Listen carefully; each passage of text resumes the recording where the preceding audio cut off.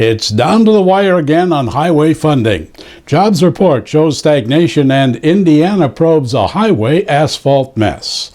That and more on Construction News Tracker presented by Caterpillar.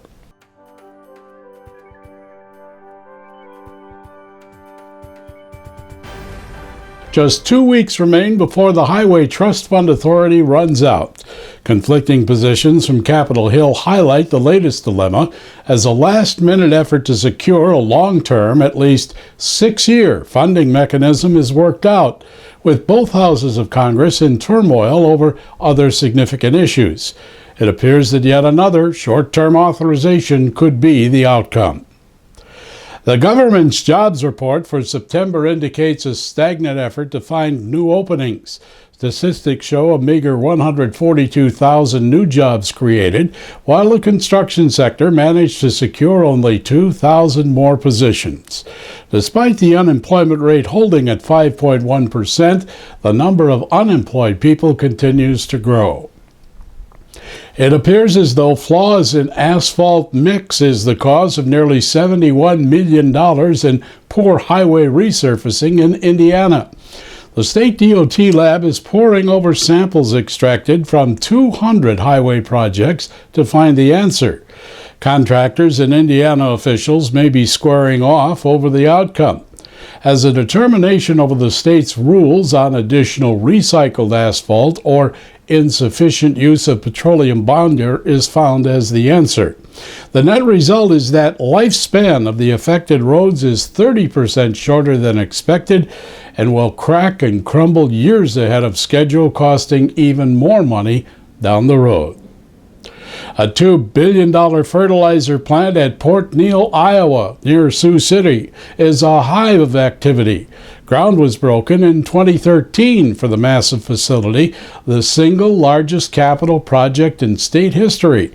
CF Industries will triple its capacity, and as plant manager Nick DeRoos explains, it's well underway.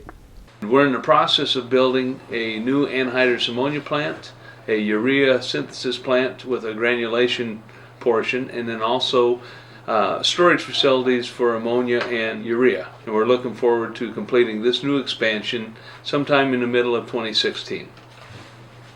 At this point, we're expecting the construction to start to wind up sometime in the first quarter. We've made good progress, but the winter definitely impacts productivity. Yeah. The quantities, the amount of work to be done to build this plant here is more than we expected. So we're expecting more total people than we originally thought. That's an understatement, because there are now 4,000 construction workers on site, many working 65-hour weeks, as the 24/7 fertilizer plant project nears completion. Beneath the streets of Lorain, Ohio, a sewer conveyance tunnel of major proportion is taking shape. Walsh Construction is contractor on the 5,600-foot-long tunnel being carved out 114 feet below ground. A 19-foot diameter tube will be formed and built of concrete to hold back stormwater beneath the city. Shafts to connect the project are nearly completed, and the actual concrete pour, the first of many, can last up to 9 hours long and use over 50 cement trucks. The Black River project should be finished a year from now. Implosion fans should note a big boom set for next month. Caltrans will spend $160 million to implode the largest concrete pier of the old Bay Bridge near San Francisco. 600 microcharges will be placed, much of them underwater.